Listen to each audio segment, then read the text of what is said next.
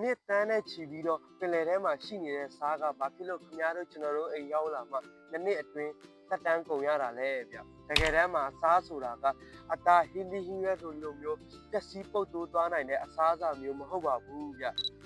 စားဆိုတာကရွှေကြောက်ခဲတို့လိုမျိုးတဘာဝတွင်းထွက်တတ်ထုတစ်မျိုးပါဗျ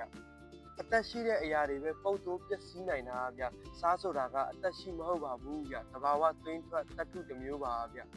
နောက်ပြီးစားပေါ်မှာအရန်ကိုထူးခြားတဲ့စွမ်းအင်တစ်ခုရှိတယ်ဗျအဲ့ဒါကတော့စားပေါ်မှာဘက်တီးရီးယားတွေကြာရောက်လာတာနဲ့စားကဘက်တီးရီးယားတွေထဲမှာရှိတဲ့ရေဓာတ်ကိုစုပ်ယူပြီးတော့